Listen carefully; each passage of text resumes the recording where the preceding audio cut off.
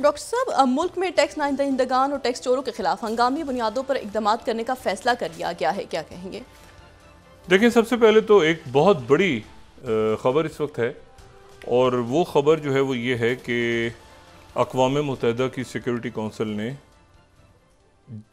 फौरी तौर पे जंगबंदी की करारदाद मंजूर कर ली है। और ये पिछले 24-48 घंटों या उससे ज़्यादा दिनों से जो मामला चल रहे थे, उसमें ये करारदाद जो है ये मोज़म्बिक की तरफ से पेश हुई, जो 15 रुकनी अक़वाम मुत्तहिदा की सिक्योरिटी काउंसिल है, उसमें 5 तो P5 जो परमानेंट हैं, जो कि दूसरी जंग अज़ीम में फ़ातह मुल्क थे, और बाकी जो 10 हैं वो रोटेट करते हैं। तो उसमें से मोज़म्बिक की तरफ से करारदाद, और इसको मुकम्मल तौर पे तमाम अरब ममालिक की हमायत इसको हासिल थी, और इसको रशिया और चाइना ने इसको मुकम्मल तौर पे सपोर्ट का ऐलान कर दिया था अब से चंद घंटे पहले, इस करारदाद के आने से पहले। और फिर दोबारा वही सूरत हाल क्रिएट हो रही थी कि ऐसा ना हो कि ये वो करारदाद है जो पिछले जुमे को पेश होनी थी, लेकिन फिर ये हुआ था कि ये पीर के रोज़ पेश होगी, और पीर के रोज़ ये पेश हो गई है, और अमेरिका ने गैर हाजिर अमेरिका रहा है। और अब जिस वक्त ये प्रोग्राम जा रहा है तो वहाँ पे अमेरिका की जो मुस्तकिल मंदूब हैं वो ख़िताब कर रही हैं, रशिया में जो वाक़यात पेश आए उस पर कंडोलेंसेस कर रही हैं। लेकिन ये है कि ये पहली बार ग़ालिबन हालिया तारीख़ या जब से इसराइल बना है, पहली बार ऐसा हुआ है कि इसराइल के ख़िलाफ़ कोई करारदाद गई है और उसको अमेरिका ने वीटो नहीं किया, बल्कि अमेरिका गैर हाजिर हो गया और करारदाद मंजूर हो गई है। 15 में से 14 अरकान ने उसको मंजूर कर लिया। रशिया की तरफ से थोड़ा सा एतराज़ हुआ था ये परमानेंट के ऊपर, और जो है लफ्ज़ परमानेंट डाला जाए और ये सारा, लेकिन ये हमास भी इसके ऊपर था परमानेंट। लेकिन ये करारदाद अरब ममालिक ने पेश की, और उसके ऊपर जो है वो कुछ देर पहले जो है नेतन्याहू साहब जो हैं, उन्होंने तो यहाँ तक वो नेतन्याहू गए कि नेतन्याहू जो हैं उन्होंने तो बाकायदा, क्योंकि उनके जो गैंस हैं, गान्स उनके गैंस, वो तो जो वज़ीर दिफा वो तो दौरा कर रहे हैं इस वक्त वाशिंगटन का, और वाशिंगटन का वो दौरा कर रहे हैं, और दौरे के दौरान उनकी आज जैक सलिवन से और लॉयड ऑस्टिन से और बाकी लोगों से मुलाकात होनी है। लेकिन ये है कि अब वो लेके गए थे यहाँ से रफ़ा का प्लान, कि रफ़ा के अंदर हम ऑपरेशन करेंगे और अमेरिका को हम बताएंगे कि जिसमें सिविलियंस नहीं मरेंगे, और हम ये रहेंगे वो रहेंगे। ये जो करारदाद है उसमें मंजूर हो गई है, ये फौरी जंगबंदी।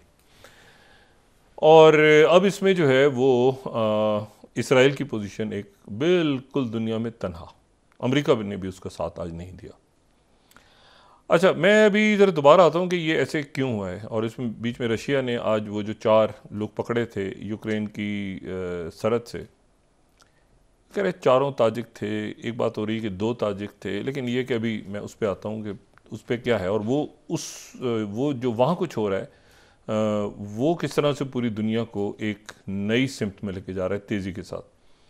लेकिन पहले ज़रा पाकिस्तान की सूरत हाल, ये जो शहबाज शरीफ साहब की हुकूमत है, ये अरेंजमेंट है, जो कि ज़ाहिर है वो अक़लियत में है, तो वो एज सच तो कोई 2/3 या अक्सरियत हुकूमत नहीं है। बड़ी अजीब व गरीब किस्म की ख़बरें आ रही हैं, और बड़ी अफसोसनाक ख़बरें हैं। देखें, हुकूमत 58 खरब टैक्स वसूली से कासर रही है, या जंग में मेहताब हैदर साहब की बहुत बड़ी ख़बर, अगर हम दिखा सकें उसकी स्लाइड या किसी तरह, 58 खरब रुपए की टैक्स वसूली से कासिर रही है हुकूमत। अच्छा, उधर आपके गए हैं IMF वाले, अब ये 58 खरब रुपया जो है ये, अच्छा मैं ये बात मुझे बड़े दुख के साथ आज मैं ये बात कह रहा हूँ पहली बार, कि यहाँ पर कोई हुकूमत में चंद लोगों के अलावा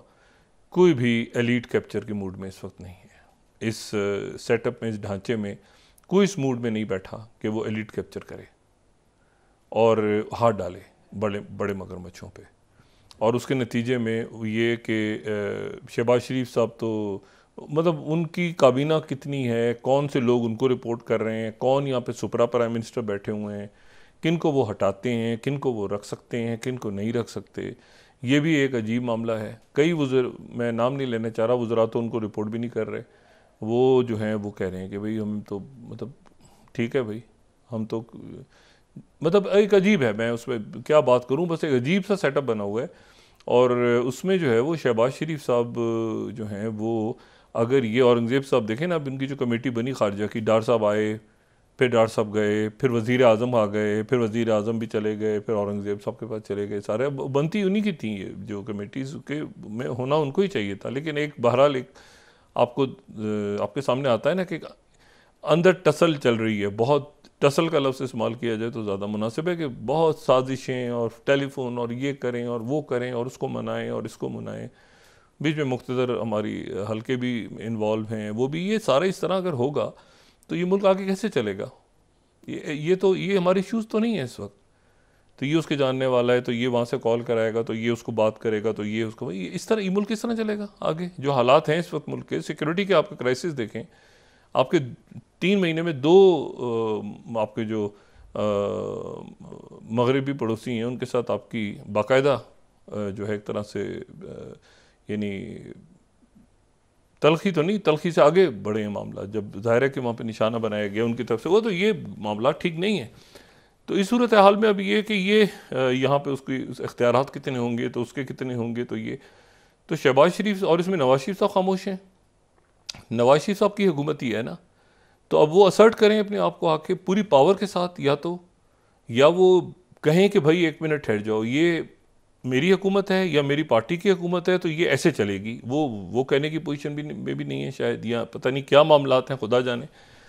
और ये वज़ीर इस तरह से होंगे और ऐसे नहीं होंगे, और फिर उसके बाद अगर हम सारा बोझ इसका लेने जा रहे हैं, पीपल्स पार्टी नहीं आएगी। क्यों पीपल्स पार्टी क्यों बजट के बाद आएगी, जब यहाँ पर ये इतना टैक्स कलेक्ट हो रहे हैं, अवाम की निजकारी एक तरफ रह गई, वो एक तरफ रह गया, यहाँ तो रिश्वत दवानी शुरू हो गई हैं इस्लामाबाद में, जो इनके वज़ीर बातें कर रहे हैं, और दूसरी तरफ वो तहरीक इंसाफ जो है वो तैयार हो रही है मुकम्मल तौर पे बानी। अगर आप देखें तो उनकी रिलीफ मिल रही है अदालतों से और दूसरे मामलात हो रहे हैं। तो ये अगर ये तेज़ी के साथ अपने आप को असर्ट करें, वज़ीर आज़म करें अपने आप को असर्ट, नवाज शरीफ करें, वरना ये है कि वही बात होगी कि वो रेत तेज़ी से फिसल रही है पैरों तले, हाथों से, और ये इनके जो है ना वो बहुत सारे मामला, अभी एचएसएन कॉलेज का मामला हुआ है, इससे कतई नज़र के था कौन इसमें, हाँ चीमा साहब के बच्चों के ऊपर रिज़ाइन करके वो चीमा के जो उनके बच्चों की वजह से वो प्रिंसिपल एचएसएन कॉलेज, इस बात को आप छोड़ दें कि ये हुआ। ये खबर चल किस तरह रही है, सुबह से ये हेडलाइन कैसे बनी हुई है, इस पर डिस्कशंस क्यों हो रहे हैं? बच्चे हैं क्या, हमें नहीं पता मीडिया में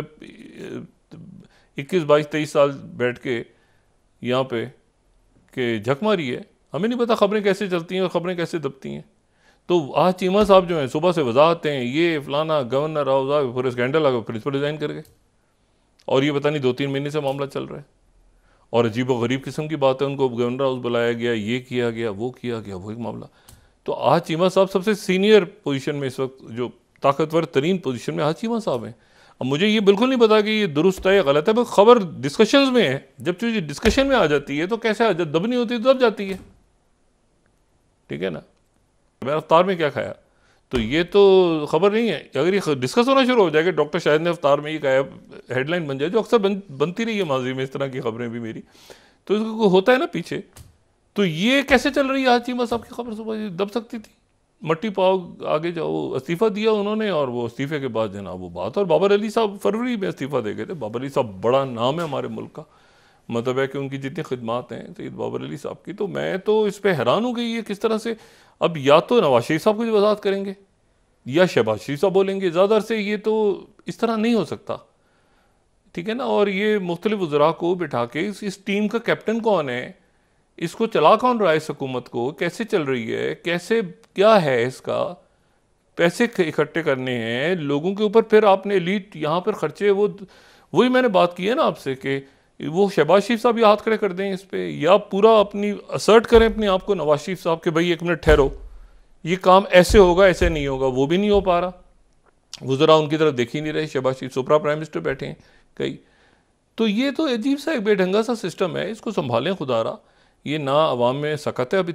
इतना कुछ हो गया कि ना उनमें सकत है, ये सारी जो राहदारियों में गुफ्तगू हो रही है, ना उनके अंदर अब हिम्मत है कि वही बातें सुने, ठीक है। तो इसको जितनी जल्दी हम लोग बतौर कौम इस मसले को निपटाते हैं, शहबाज शरीफ साहब, नवाज शरीफ साहब, जरदारी साहब मौजूद हैं, इमरान खान साहब हैं, बाकी हैं, फजलुर रहमान साहब बात कर रहे हैं, सिराजुल हक साहब जो बातें कर रहे हैं प्राइवेटली, वो अच्छी नहीं है बातें, ठीक है, तो वो मुनासिब नहीं है। फजलुर रहमान साहब जो बातें कर रहे हैं, जो असद ज़ई साहब अपनी निजी महफिलों में गुफ्तगू कर रहे हैं, तो इसको, इस मसले को निपटाएं, ठीक है ना, और इसको आगे तेज़ी के साथ निकलें, वरना ये तो मामलात ख़राबी की तरफ जाएंगे। हम मुतहम्मिल नहीं हो सकते। सिक्योरिटी, मईशत और इस वक्त भी अटकेलियाँ हो रही हैं। मैं आज बहुत से लोगों से मेरी बात हुई और मुझे बड़ी हैरत हुई है कि मेरा ख्याल था कि शायद जो है ना, शहबाज शरीफ साहब जो बात कर रहे हैं अथॉरिटी के साथ कि हम एलिट कैप्चर करेंगे, वो शायद चाह रहे हैं करना, लेकिन ये है कि एक वज़ीर ने मुझे कहा कि जी वो तो वज़ीर आज़म है, लेकिन सुपरा प्राइम मिनिस्टर भी बैठे हैं यहाँ पे लोग। मैंने कहा सुपरा प्राइम मिनिस्टर, मैंने कहा कोई कहते नहीं, बस और लोग हैं, छोड़ दें। तो मतलब है कि हैं तो भाई क्यों बैठे हैं हुकूमत में, फिर लें पूरी अथॉरिटी के साथ, डिलीवर करें। एक अरेंजमेंट सब बन गया है जिसमें ना कोई सुकून आ रहा है, ना कोई उसमें जो है वो मामला तय हो रहे हैं, और आपस में बैठ के मामला को हल करें। ये पब्लिक में जो जा रही हैं बातें, ये मुनासिब नहीं है किसी भी तरह से। एक वज़ीर कोई बात करता है, कभी जावेद लतीफ़ साहब जो बात करते हैं, कभी ख्वाजा आसिफ साहब बात करते हैं, कभी पीपल्स पार्टी की बात, क्या लोगों में तासुर जा रहा है। तो इसको, ये जो अहम मामलात हैं उसको नवाज शरीफ साहब की हुकूमत है, ठीक है, नवाज शरीफ साहब असर्ट करें अपने आप को इस्लामाबाद बैठ के कि एक मिनट ठहरो, शहबाज शरीफ साहब जो है उनसे करें बात कि भाई ये एक मिनट, मेरी जमात है, मुस्लिम लीग नून, मुकदमात वगैरह उनके खाता, अब इसको जो भी होगा ये मैं फैसले करूँगा। तो वरना तो ये तितर बितर हुआ सिस्टम, कैप्टन कौन है इसका यही नहीं पता है कश्ती का, ठीक है, सब फ़ोन करवाते फिर रहे हैं, पता नहीं किसको किससे, किसको किससे। तो इस तरह नहीं होता काम। तो मुल्क इतनी, इस वक्त मैंने आपसे कहा ना, बहुत ज़बरदस्त ये SIFC और ये जो सारा चल रहा है सिलसिला, उस तरफ कंसंट्रेट करें, सारे यकजू होके सब हों। और ये अफवाहें भी हो सकती हैं, ये बात, लेकिन